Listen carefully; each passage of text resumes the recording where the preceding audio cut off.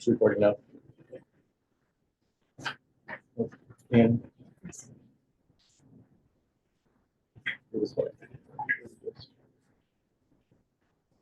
good morning, Matt. Good morning. Good morning. I've just done the welcome, so I'll do one especially for you. Thank you for joining us today. It's a pleasure to be here.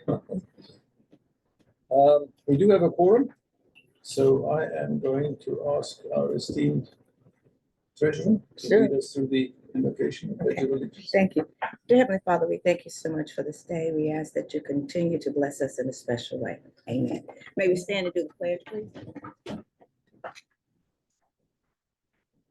I pledge allegiance to the flag of the United States of America and to the republic for which it stands, one nation, under God, indivisible, with liberty and justice for all.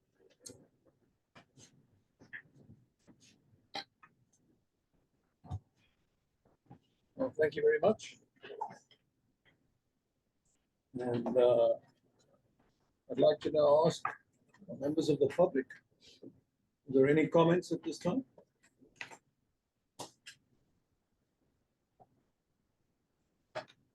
Seems not to be. Thank you.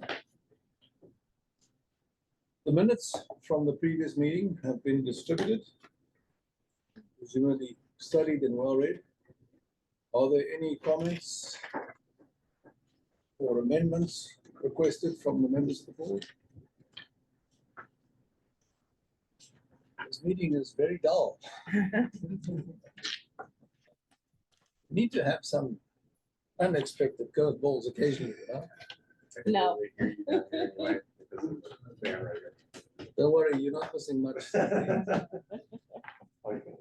All right, in that case, I would ask for a motion to adopt the minutes as distributed. Second. All those in favor? Aye. Hi. Any opposed? All right. Then the minutes are adopted. Thank you.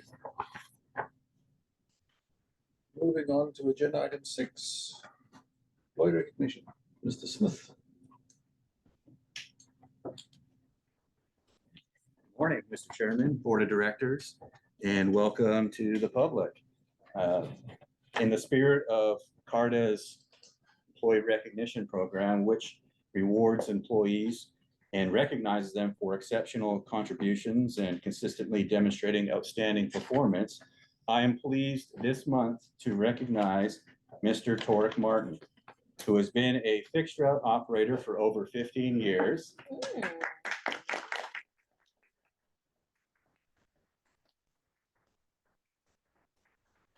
Mr. Martin's dedication, customer service, and driving skills have set a benchmark for excellence within the fixed route team.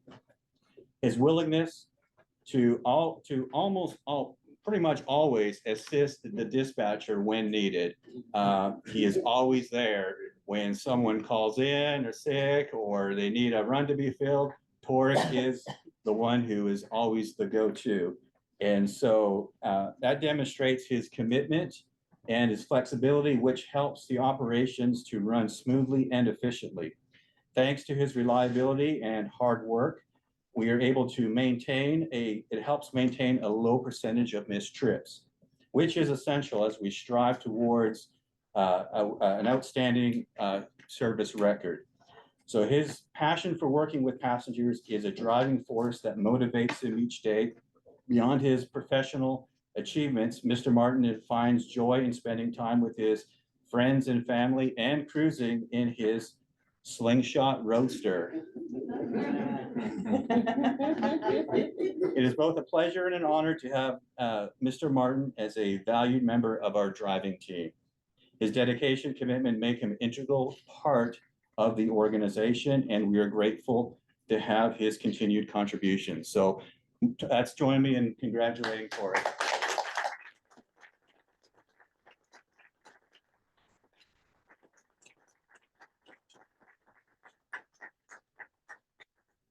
You've been driving for 50 years. You must have started when you were 5. Oh, yeah. Congratulations. Thank you, thank you. I love that slingshot idea. Yeah. Yeah, it's a lot of fun. Really. Live in Liverpool. I'd be happy if you would. But are you sure you know how to drive? Oh, I'm driving. Congratulations. Well done. Thank you so much. All right. Much to be proud of in all your accomplishments. Thank you. Thank you. If you gentlemen. Hey, what's going on? Man? All right. 1, 2. Thank you. Thank you.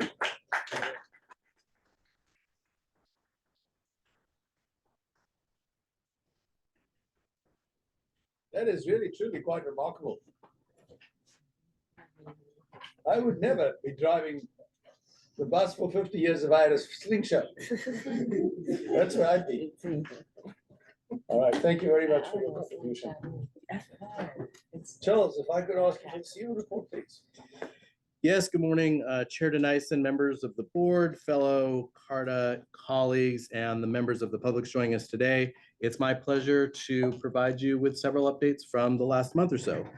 First, and I've got a few pictures up here, I'm pleased to report that CARTA was able to assist in the logistics of the annual Chattanooga Area Leadership Prayer Breakfast by providing shuttle service to and from the parking areas. And I rode the shuttle myself several times and interacted with the folks that were going back and forth between the breakfast. And the funny thing was, many of them had no idea they were on a public transit vehicle. It was clean and efficient and silent because it was the electric bus. And so I took the opportunity to address several of the folks that morning and talk about CARTA and the valuable services that we provide. And then it was especially rewarding for our professional bus operators that then got to join the breakfast and be a part of the celebration that morning. So their dedication and professionalism were evident, and we appreciate their efforts in representing CARTA. Next, I am very excited to highlight and report out to you about the Read and Ride pilot program.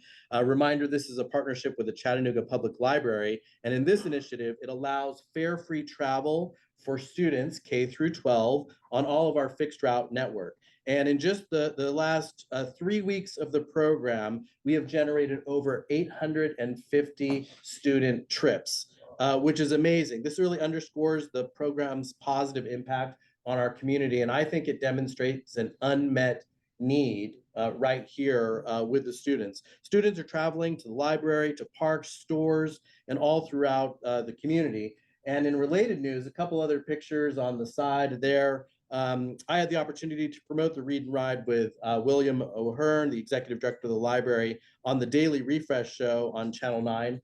For those of you that know, this 1-hour lifestyle show is hosted by Sierra Wagner, Josh Robinson, Diamond Williams, and provided a great platform for us to discuss this program, really getting the word out there. So we have another 7 weeks of the pilot program. We're considering perhaps extending it through the end of the summer, and we'll continue to report out on that great program. On the workforce development front, our team visited the Chattanooga State's Technology College of Applied Technology, TCAT, where we had productive discussions about future partnerships in apprenticeship programs right here for our employees. And so this visit opened up promising opportunities for deeper collaboration between CARTA and Chat State. So we're excited about that. Regarding the Incline Railway, I'm pleased to inform you that the routine cable shortening process was completed successfully earlier this month. This procedure is different from last month's entire cable replacement. So as we put the new cable in, it starts to stretch a little bit, it gets a little bit longer, and we need to shorten it. So I was up there and got to see the guys going through that process. And this maintenance work is a testament to the hard work and dedication of our Incline STEM, science, technology, engineering, math professionals. So good job to Matthew Higgins and his team. Continuing our collaboration with Hamilton County Schools, I was pleased to be invited to participate in an expert panel member to discuss transportation at the annual leadership retreat. I was able to share information about our Read and Ride program, and we had robust discussions about unmet transportation needs for students right here in Hamilton County. And so we look forward to strengthening that partnership in the future. Next, I was very happy to be invited by Councilmember Carol Burrs to participate in the Midtown Connect monthly meeting, and I'll be joining their executive committee moving forward. But I was there to provide a summary of my 100 days assessment and then shared an overview of the vital services that CARTA provides in the Midtown area. And just as a reminder, in the Midtown area, that Route 4 is servicing that, and then the CARTA Go zone. And on a monthly basis, we're generating 36,000 trips in this area. And so it's a really significant ridership there. And so there's going to be a continued collaboration with Midtown Connect. We have an opportunity to participate in their fall festival, which I'll bring back to the board later on. Also, this month I was invited to do a presentation to the Hamilton County Small Cities Coalition, which represents other cities in Hamilton County outside the city of Chattanooga. So you can see up there on the right, City of Collegedale, Lakeside, East Ridge, Soddy Daisy, Lookout Mountain, and Red Bank. And this was really an opportunity for us to talk about transportation needs in other parts of the community and really get all of those communities thinking about future partnerships with CARTA. And so these types of time investments on my part is part of our strategy to help build a coalition of people to support mobility here in the future.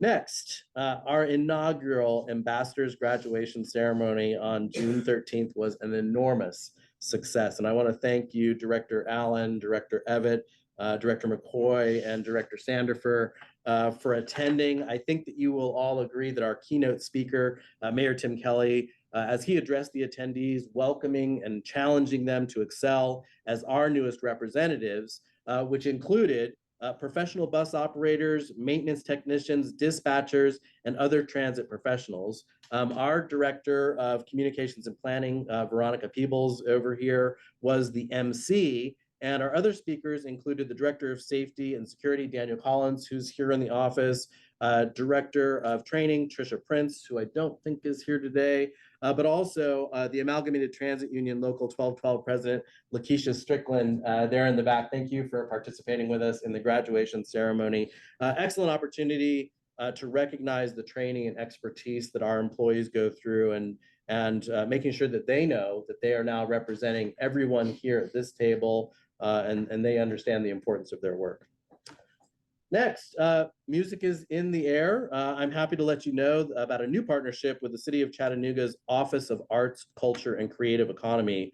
As part of their annual celebration of local artists, Make Music Chattanooga will host a Make Music Day tomorrow, Friday, June 21st, with live music performances at 2 popular CARTA bus stops. So we'll have performances by Tyrez, which will be located at Market and 5th, and Joe Rodolfo will perform at Market and 7th. And this is the first of several collaboration efforts between our organizations to bring arts and transit together in unique ways. So stay tuned for more, but we're excited. A very big thank you to Senior Director Carmen Davis for this great opportunity for a unique partnership here. And then finally, as we conclude, I would like to take a moment and acknowledge the retirement of one of our most dedicated employees. And Richard Lewis, if you could stand up for a moment. Since August 16th, 2010, Richard has served as a shuttle operator, distinguishing himself through exemplary customer service and steadfast commitment to passenger satisfaction and comfort. Known for his friendly demeanor and professional conduct, Richard became a beloved figure amongst both colleagues and customers. After nearly 14 years of dedicated service, he retired on June 1st, and he's leaving behind a legacy of safety, reliability, and kindness. In his free time, Richard enjoys riding motorcycles, a passion that mirrors his adventurous spirit and love for the open road. We extend our heartfelt gratitude for Richard for his remarkable contributions to CARTA and wish him all the best in his retirement. We do have, Richard, if you come up, we have a plaque for you this morning, sir.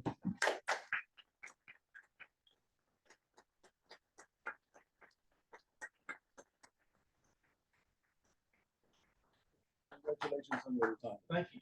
Take care of it, invest in this next phase of your life, enjoy the fruits of all your hard-earned labor, and look back with great pride and satisfaction at all your accomplishments. Thank you. It's been a pleasure. Thank you.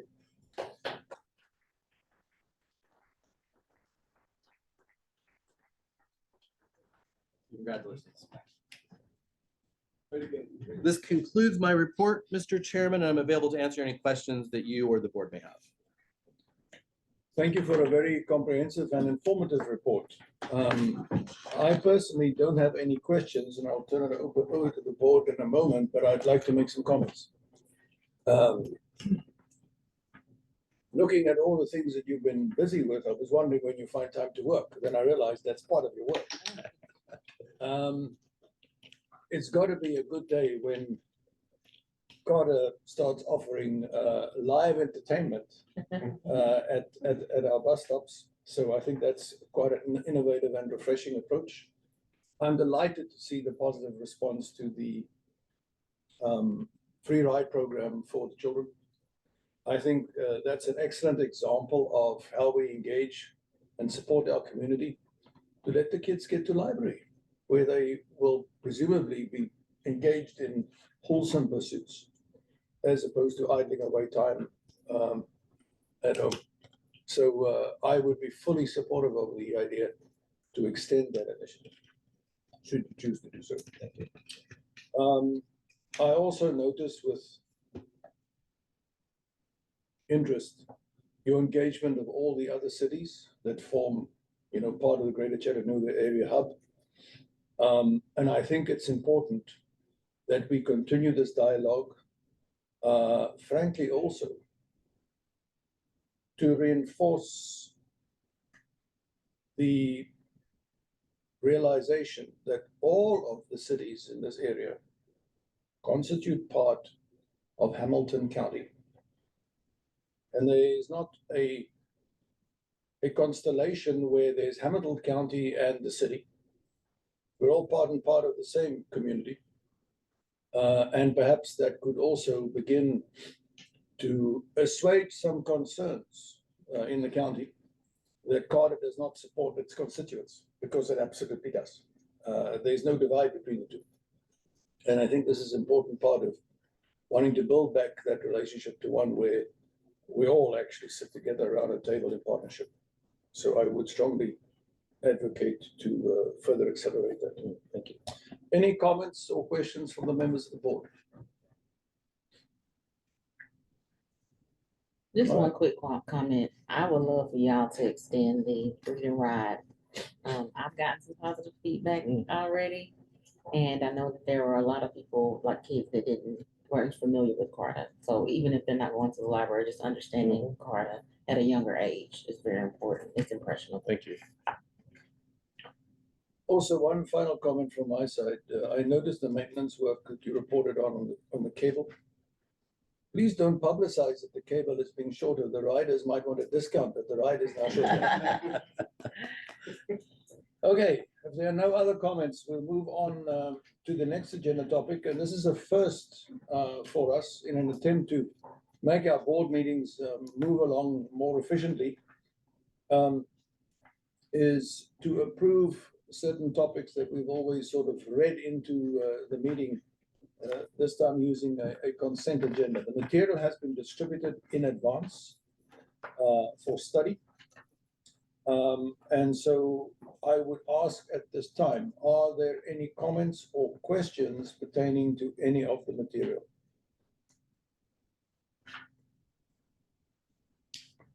In that event, I would like to ask for a motion that we adopt all three topics under agenda item 8 as read, understood, and accepted as distributed. Can I have a motion, please? So moved. Second. Those in favor? Aye. Those against? All right, so adopted. Thank you. Then I look forward to the highlight of the day, always, is the financial report. Sonia, you are the Taylor Swift of Carter. Good morning, Chairman, Directors, Mr. Frazier, colleagues in public. I have two items on the agenda under the financial report. The first is on page 27, agenda item 9A, which is the First Bank authorized signature resolution for CARTA and Chattanooga Parking Authority. Our recommended action is the staff recommends that the board approve a resolution identifying the authorized signers on the CARTA First Bank operating and capital accounts and the Chattanooga Parking Authority's operating account. This action aligns with CARTA's strategic imperatives of fiscal accountability, efficiency, and transparency. Approval of this resolution will identify the appropriate representatives as authorized signers on operating and capital accounts as dictated by CARTA's bylaws. Authorized signers will be able to authorize payments, make deposits, and have general account management capabilities. First Bank has been CARTA's and CPA's bank for operating and capital accounts since 2012. Whenever the need arises to revise authorized signatures, First Bank provides the resolutions for board approval and credentialing.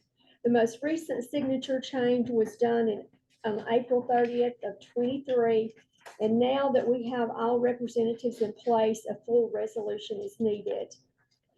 Our treasurer reviews and signs vendor payments over $10,000 monthly, and only if on the rare occasion that other signers are not available will this responsibility be asked of the signers that are board members.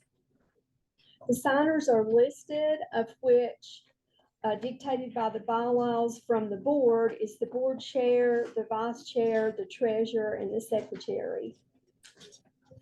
Hard copies of the resolutions for all 7 of our bank accounts are provided, and they'll be distributed to those 4 board members for signatures and those indicated as signers.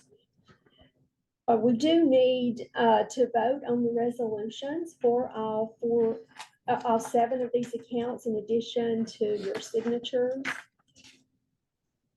So at this time, if we could do that to approve the resolutions that are circulating.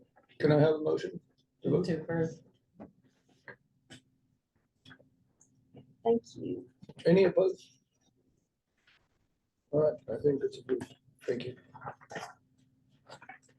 Okay, the second item on my agenda is the operating board for fiscal year 25 for operating and capital. As we've discussed previously, our fiscal cliff under this final adoption of the operating budget still ends with our usage of ARPA funds the third quarter of year 6/30/26. This version identifies ARPA funds to be utilized in 25 of $2,085,532 and $1,962,883 in budget year 26.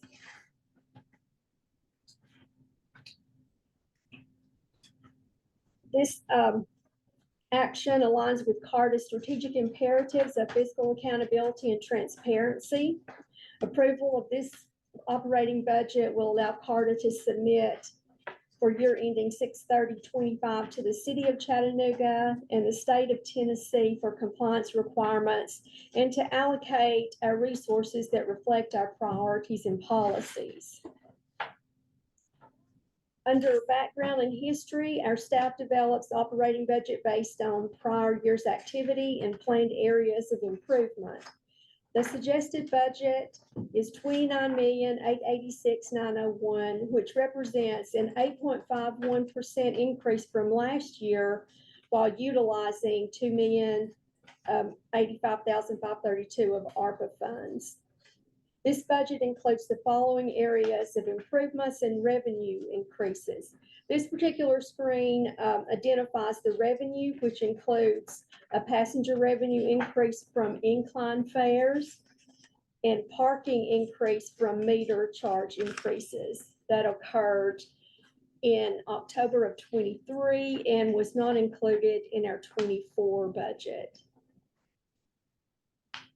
On the expense side, the areas of improvement are service quality improvement of cleaning services, a Car2Go minor expansion, and the addition of Could 2. you just go back to to the previous chair. In the addition of 2 road supervisors. Do you have a question on that? No, I just wanted to absorb it. Okay. Safety and security enhancements of an attendant and custodial services to Shuttle Park North, a facility manager and a claims safety manager. Under management efficiencies, we have 1 technology/innovation manager. Workforce development includes an increase in training programs, and we have included governmental affairs expense of $75,000. In summary, CARTA has budgeted $29,883,300 in a balanced budget for the year ending 6/30/25, with those improvements only for foundation and the minor service expansion for CARTA Go. Our focus is confined to service quality, safety, systems, and technology.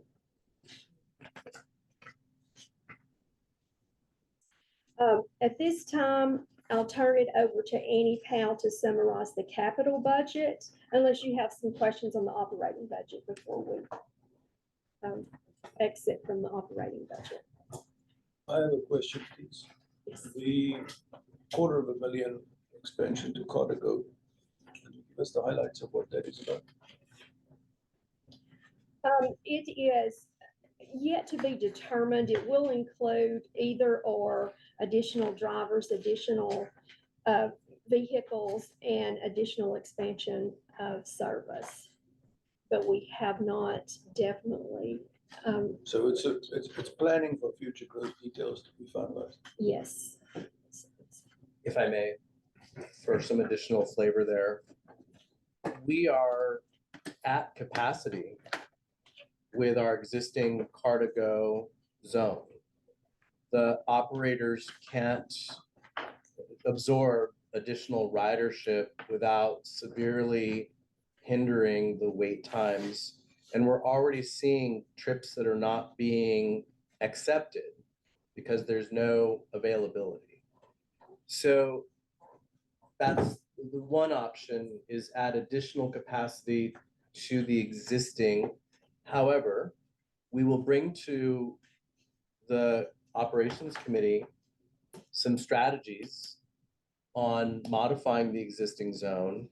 And then the alternative for that funding would be an additional zone in a yet to be determined location.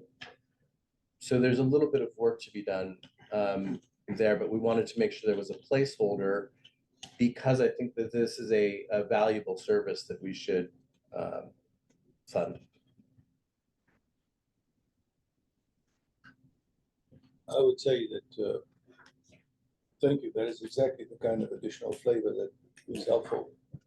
So I think the point is that it's proving to be an extremely popular service. It meets community needs, and if we're at capacity, well, that underscores the need for expansion. All right, thank you. Any other comments?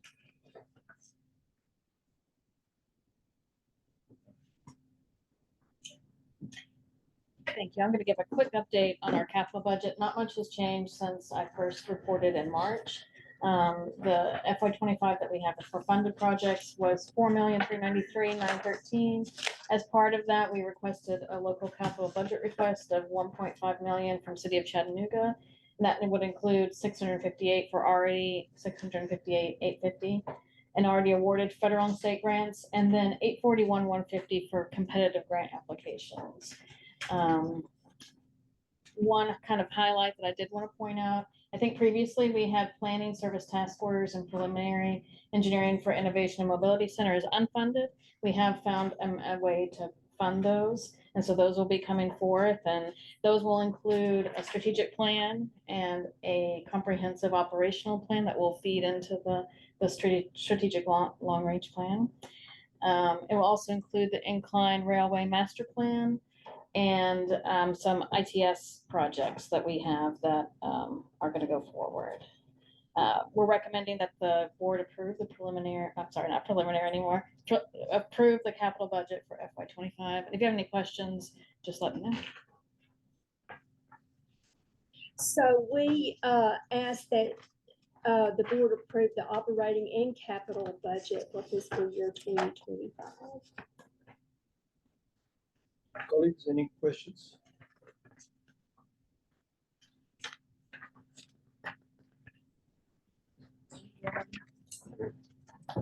This board is very passive this morning. Must have passed out a chill poll earlier.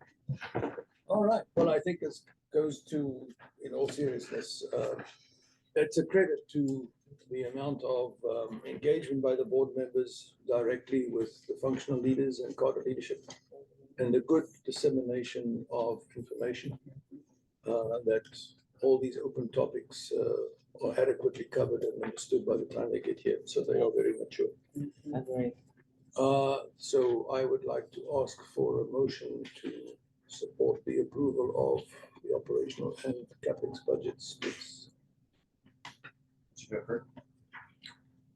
Second. Any opposed? And I think the ayes have it. Approved. Thank you. Yes, please. If I may, just one comment, and thank you for approving the budget. Staff is working on the master schedule for next year. We do plan to bring a preliminary draft budget for fiscal year 26 at the December 3rd Finance Committee meeting. There's a lot of things that need to happen between now and December 3rd, but I think that with the looming deficit that's on the table for next year, we'll want to give ourselves plenty of time to talk about all of the available strategies for us to manage that successfully. So just to give you an idea of what's coming, we plan to bring the draft budget by December 3rd. I would anticipate a strategic planning meeting in August for the board to really map out how we get to that December 3rd preliminary look at next year's budget. That would be excellent. I think it's part of getting good process and a good rhythm to start early preparations so that we can get ahead of the curve, so to speak, as opposed to always chasing it. Absolutely. So I appreciate that. August is a popular vacation time, so I would recommend try to find out exactly when all the board members will be out of town and schedule the meeting for exactly at that moment. But it requires a little coordination, but thank you for doing so. All right, then I would ask Director Allen, Compensation and HR Committee, report, please.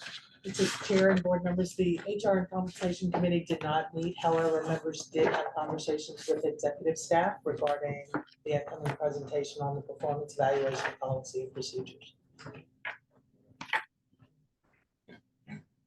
Thank you. The next topic, Jeff, if you would take us through Sure. the policies and procedures. Okay. Thank you. So I want to go over phase 1 of phase 2 of our performance evaluation procedures. And I know it's been a year since this was requested, and I appreciate the patience from the board as we have moved through this transition process that we are now up to this point. And I want to thank Director Reeves for taking the time and coming in and sitting down and Absolutely. yeah, absolutely. So, and thank you for your support. So phase Are you 1. saying if it wasn't for Director Reeves, it would have taken longer? Not my words.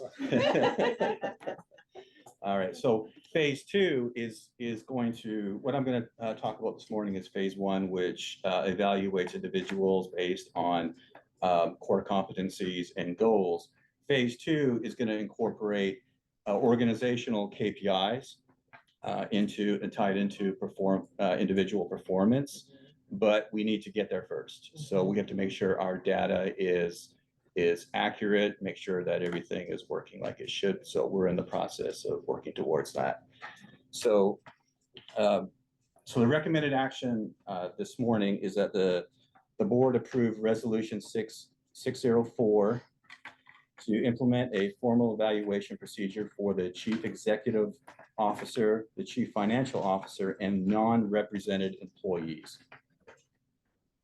This action aligns with CARTA's strategic goals of establishing a structured process for evaluating the performance of CARTA's leadership and non-represented employees. Approval of this item will enable CARTA to align individual performance with the organization's strategic objectives, enhance overall efficiency, and support informed decision-making regarding promotions, compensation, and training needs. On an annual basis, the Human Resources Subcommittee, led by the chairperson, shall perform a review of the chief executive officer. The review will be based on goals set by the board, which may change periodically. The results of the evaluation will be brought to the board for approval. The board will also conduct quarterly reviews with the chief executive officer and chief financial officer in addition to the annual performance evaluations. The chief executive officer will evaluate the performance of the chief financial officer, which will be brought to the Human Resources Subcommittee for review and to the board for approval. The chief executive officer will oversee the annual performance evaluations of non-represented employees based on set performance goals reasonably determined by the CEO from time to time. And if I could direct your attention to the screen.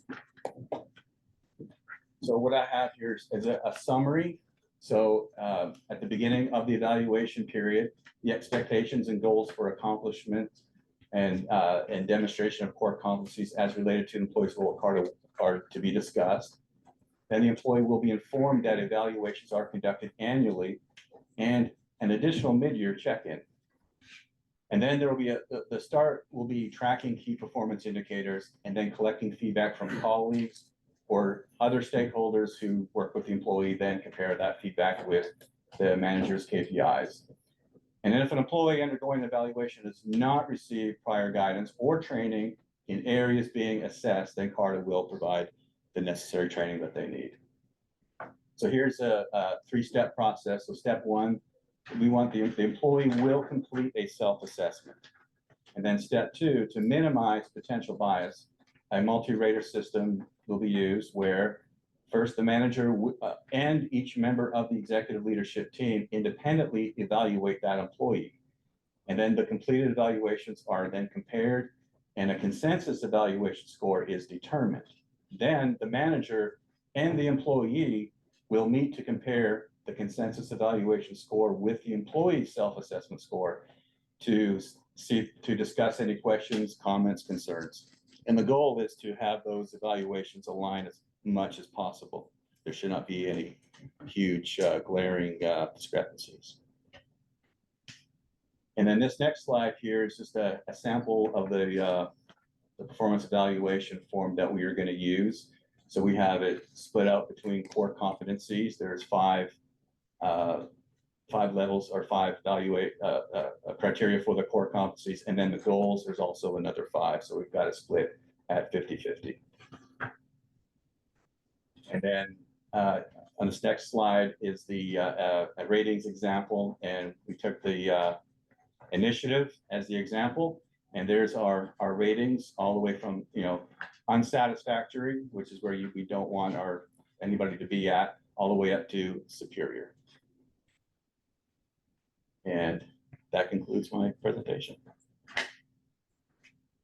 Any questions? Thank you, Drew. Colleagues, any questions, comments? What is the timeline for implementation? That is a great question. We have yet to really nail down, focus on when we're going to get that implemented, but we will definitely let the board know once we have those wheels in motion. Do we have something indicative as a talk? If I may, I can provide some clarity. We are going through, as the board is aware, I will be implementing some organizational structure changes. And I think that to then kick off the evaluation process, what we want to do is educate and inform all employees, review job specifications so that every person has a good understanding that there will be an evaluation process. And so I think it's educating, informing, giving the opportunity to ask questions and really get the buy-in of the employees. This is a directive that is what we would like to do today is get the policy established from the board so that we have firm direction from the board. And with that firm direction, we can then begin planning for the formal implementation process. Internally, does compensation change happen at the fiscal year, like going into July? So would this resolution set us up to do, or for there to be reviews going into July of next year? What is the timeline? Yeah, I think a couple of thoughts. I don't know what's happened historically, but I think in this space and time, and as we've talked about in our HR and Finance Committee meetings, this is a tricky year for budget. I think we'd like to make sure that we have the full disposition of what's going on at the city, which we have now. We still don't have the full disposition of the county. They won't take their final vote until the 26th. But it does set us up for an evaluation process that would happen at the end of a fiscal year. So we'll begin to map out what that looks like once we have those final budget dispositions. And a lot of the KPIs are just contingent upon that data cleanup at the moment. Yeah, for clarity, I would anticipate that in the first year of the evaluations, it probably doesn't include organizational KPIs, for example, customer satisfaction. We haven't established the process for gathering that information and we don't have a baseline. That will be one of the things that we need to do in this next year so that we can implement that next year. So some of those things will take place, but that's what I think Jeff was trying to communicate is in the first year, it will be some of the more subjective evaluations taking place. And in the second year, we would add on the layer of the KPIs once we have baselines established and the board sets goals for the organization. Because at this time, it wouldn't be fair for to do any type of evaluation because they've not had it before. When I stepped on years ago, it was not in place. So I think we need to give them time to do that. Yeah, so I think it's fair that, you know, it sort of has to cascade, defining the goals for the leadership in the organization and then to the department heads and people down below. So that is the first part of the process.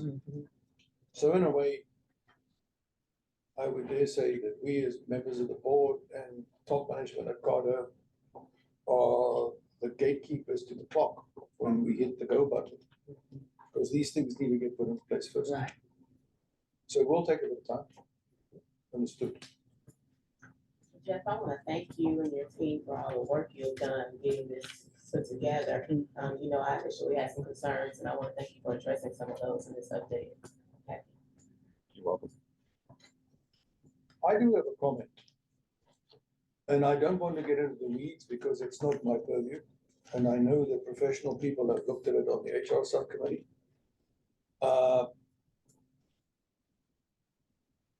The recommendations in terms of the evaluation cycle, which provides for twice a year check-ins.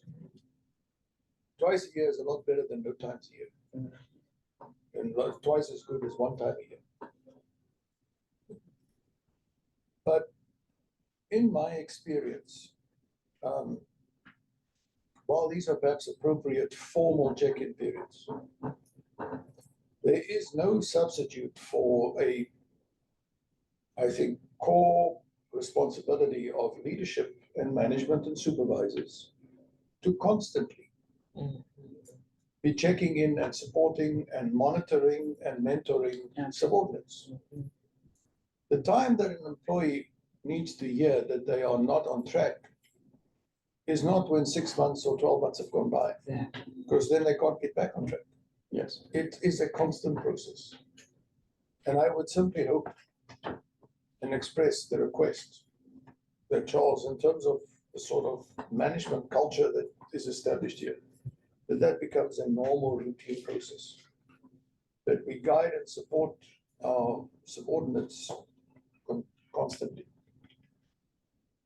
If I may, absolutely. And I just want to give a little kudos out to our President Strickland, who I've taken her phrase, which is, it's just business. And frankly, I concur with you. Where we have those formal check-ins, that's fine, but I would anticipate, daily communication with, was this successful? Was this not successful? What do we need to do to properly support people to rise to the expectation? So absolutely, we can incorporate that into the procedure.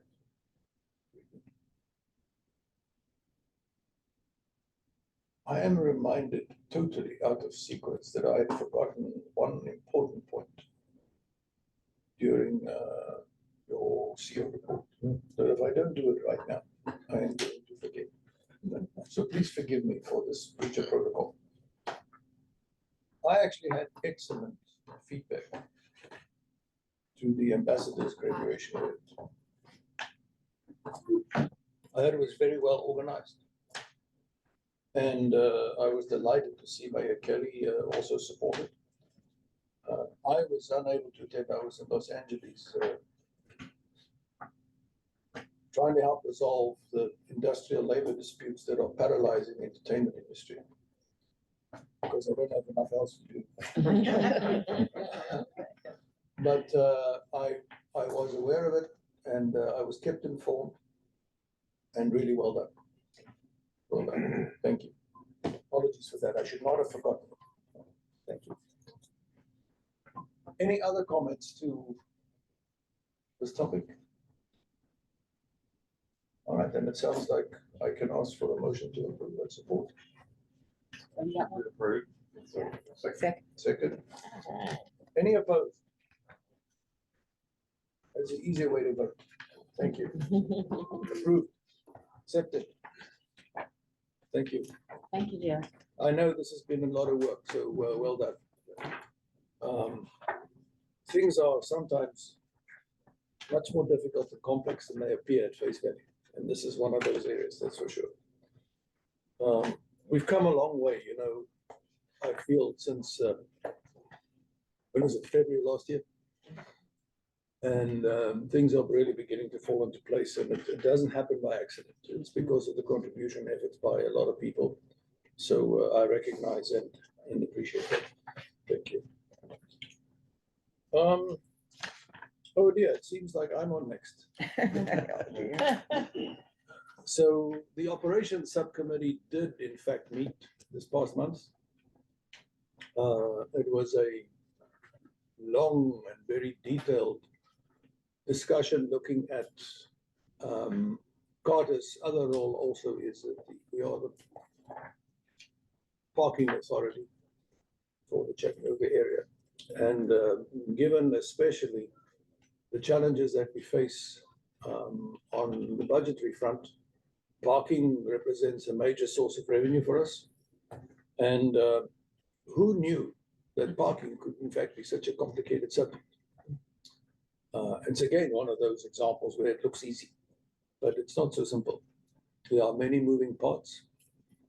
And the team, the Carter operations team, took the subcommittee through a very detailed and thorough analysis of the parking status in town.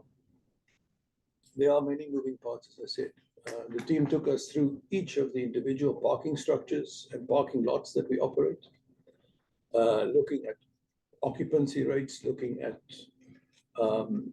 the tariffs levied when last they've been increased, looking at the competitive set of available parking from other operators in the area to sort of get the benchmark for each zone across the city. We also looked at the performance of on-street parking, both from the point of view of the operational expense of keeping the metered parking going, looking at revenues gained, looking at, I have to say also, the rate of transgression, so people do not pay their parking or then subsequently the fines. It's quite clear, I think, to all that if you don't have enforcement, you will not have compliance. We have, unfortunately, I think, particularly with regard to street parking, seen over time that despite enforcement through the monitoring of payment of parking fees and the issuing of tickets to people who don't, that's still a long way short of actually collecting. The team has identified a list of repeat offenders. It's like a pyramid. There are some who have, I would have to say, quite an unimpressive record, which to me indicates deliberate intent and a disregard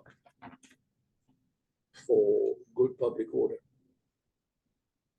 It would be like any one of us in this room flagrantly violating the law at any given turn. And that's exactly what it amounts to. And there must be a consequence for that. We're also looking at expanding the amount of on-street parking,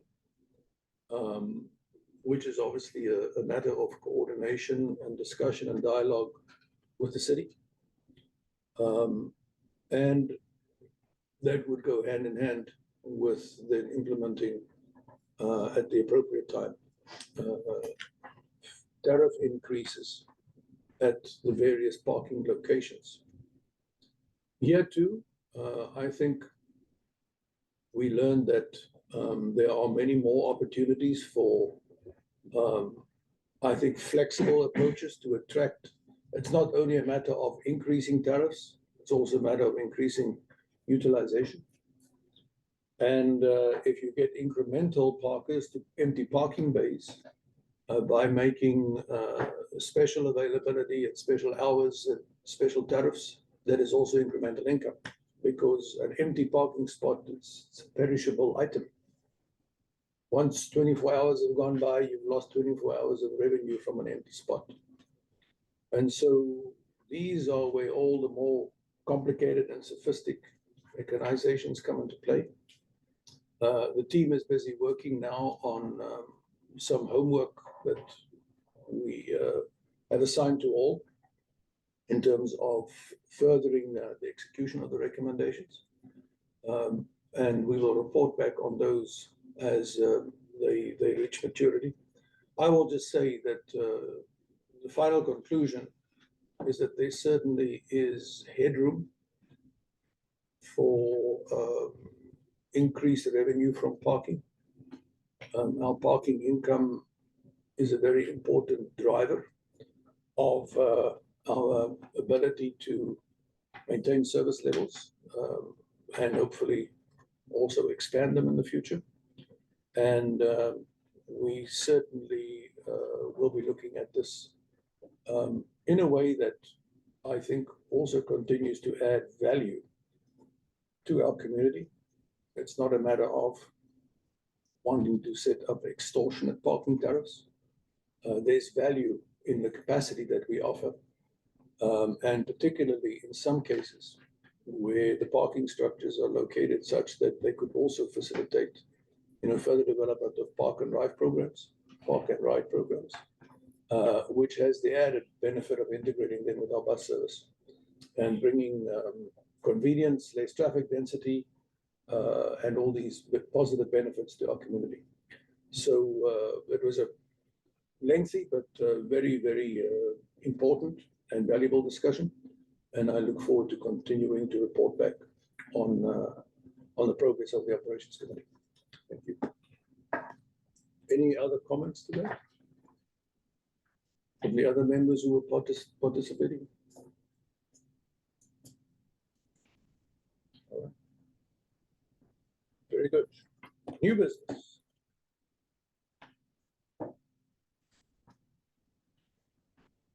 Good morning again. I have an agenda item in your packet on pages 45 through 60 of agenda item 12A, which is asking for approval of a resolution to join a NeoRide consortium that has an extensive information about it in your packet, a full resolution and their bylaws. We recommend that the board approve resolution 605, authorizing the chief executive officer to execute the membership agreement and bylaws to become a member of NeoRide and Ohio Council of Governments. This action aligns with CARTA's strategic imperatives of safety, security, customer service, community engagement, service quality, fiscal accountability, and compliance by gaining access to a network of transit agencies and experts facilitating knowledge sharing, best practices, and collaborative problem solving through membership. Approval of this item will allow CARTA to join the multi-state consortium, which will provide CARTA with cost savings through group purchasing and streamlined procurement of transit-specific resources while giving CARTA a voting seat on the NeoRide board. If we jump to the fiscal impact, membership is $8,000 annually on the calendar year, and for this year, it's $4,000 prorated. These are some of the benefits that we can recognize by joining this membership. Grant opportunities, membership in NeoRide opens up access to joint grant and funding initiatives, enabling CARTA to pursue additional financial resources for transit projects without bearing the full cost. Enhanced technology integration. We can benefit from advanced fare technology, collection technologies like smart cards, account-based ticketing, fare capping, Europay, MasterCard, Visa, and ticketing vending machines, leading to a seamless and efficient rider experience.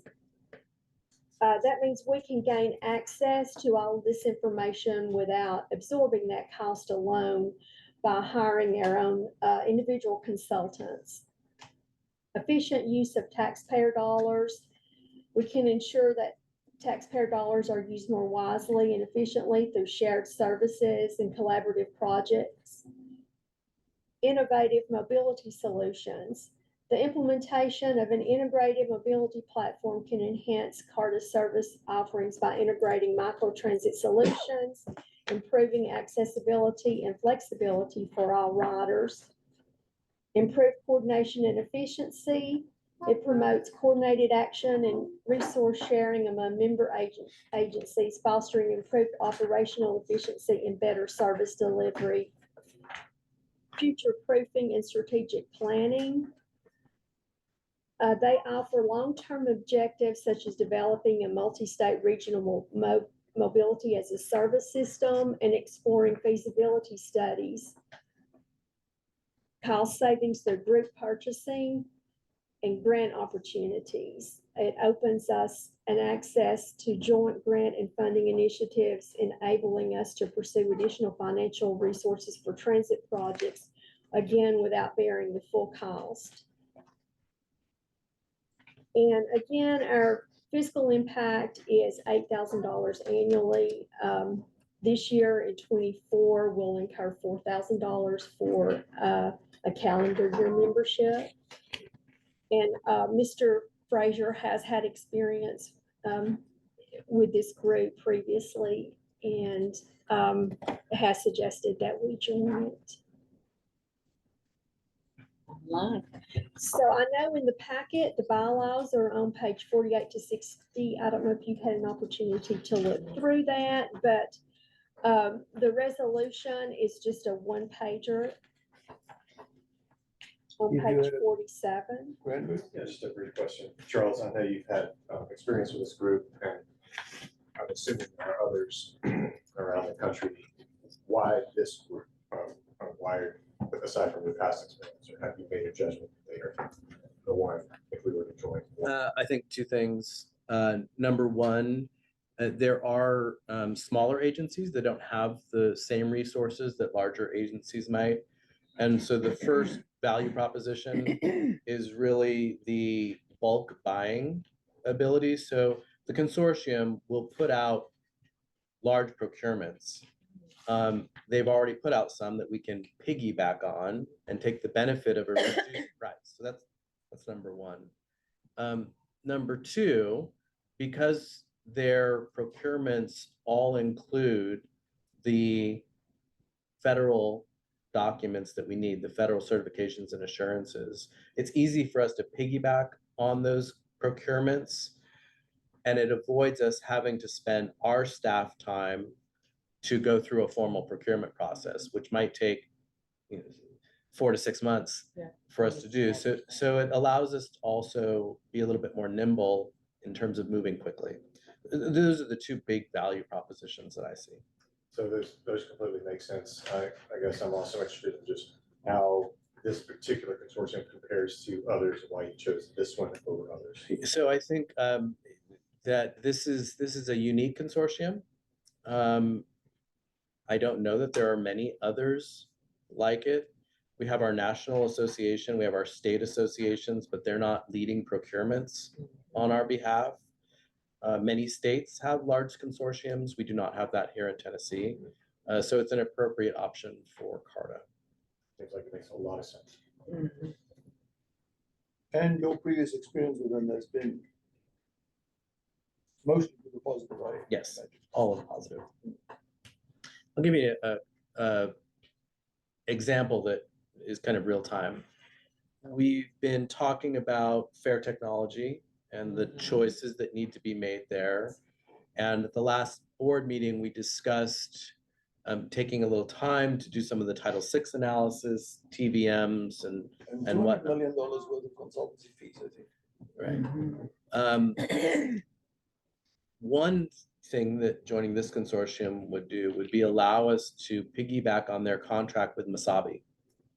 Masabi has mobile ticketing, which is something that I know that the board is interested in piloting sooner than later, and that's apart and separate from our fair technology solution. But that type of by joining the consortium, we have access to these types of contracts that are already executed, terms are already set up, pricing's already set up, and we can move quickly.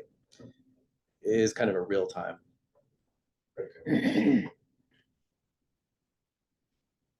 So I was certainly unaware of this, and in my sort of regular discussions with Charles when he took me through it, they honestly did begin to appear like a no-brainer. I also think it would go a long way towards reassuring our city auditor, who previous times has expressed some apprehensiveness, at least, about CARTA compliance with city procurement policies. I would imagine that this additional layer of regulatory vetting, if I could put it that way, should give him comfort that things are going according to very robust procedures. And especially it has the benefit then of leveraging consolidated buying power and access to information. So all of which would seem to very, like on the first transaction, we would probably eclipse the annual fee. So as I said, to me, it seems like a no-brainer. Are there any other questions to this topic? In the first paragraph on page 46, after mobility as a service, skipped over that, exploring feasibility studies on Medicaid transportation dispatching. Could you touch on that? Let us know what that involves. The Medicaid transportation dispatching, Yeah. that's similar to what we talked about last month. It's non-emergency medical transportation. Okay. Where we would get reimbursed through Medicaid? Correct. Now, to be clear, what this is referencing is the technology for dispatching different types of service. So for example, dispatching, we as an organization have branded Car2Go as something different than Caravan. But the reality is we're dispatching a vehicle, and so the software is about managing resources, billing, and all of those things. And this Medicaid piece would allow you to also add in non-emergency medical transportation trips and be able to segregate those, especially if you're using the same vehicle to do multiple jobs. That's what that is. There still are state regulations that dictate where Medicaid dollars go, and we haven't scratched that pot yet. We still need to, What they're doing down the road. yes, we still need to, there may be state legislation and lobbyists that we need to work with to make something like that happen, but it's something that we're certainly considering still, but that's exactly what that is. I think there's a lot of potential in that, especially with our aging communities. Nationwide, that's a bigger issue every day. And even out in the county where they're needing to get access to get into the city for services. So I just really thank you for bringing this to our attention, because again, I wasn't aware of it, and it seems like it'll be a great benefit for us. Absolutely. All right, thank you. Then I ask for motion to approve. Second. Any opposed? All right, approved, thank you. Proactively signed it. Thank you very much. Old business. Are there any other matters arising? Previous discussions? I do have a comment, if I may. Absolutely. Sorry. I'm going back up to your operations committee report. I did want to make sure that the board knew, and we do have a representative from the mayor's office here, Dylan. We have been meeting regularly with the mayor's office to strategize about parking moving forward. And the plan, so that everyone's aware, is we will be coming to the August board meeting with a full presentation about the overall parking strategy, as Chair Dennison indicated. And what that will do is that will tee up then the next conversation, which needs to happen with the council, City Council of Chattanooga. So that meeting is very important, but we would be bringing it back in that forum so that everyone has the opportunity to hear all of the information and ask any questions. But we're going through that vetting process now.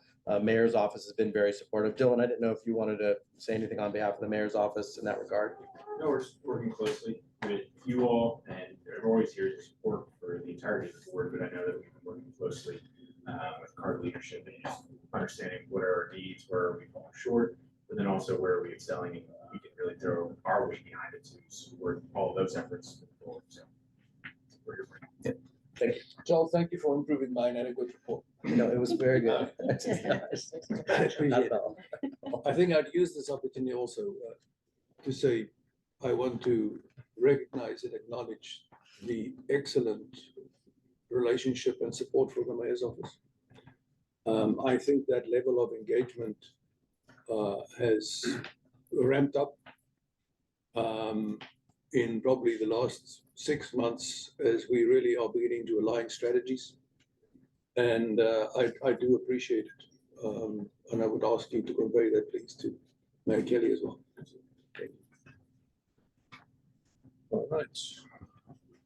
If there is no old business or any other comments, I am going to adjourn this meeting. Thank you. 11:11. Yay. Have to. Thank you all. Minutes. Oh, yeah, no. I'm gonna say, you're behind. It is. I forget. It really is. Oh, wait a minute, this turned off. How do you turn this off? I can't be top slipping.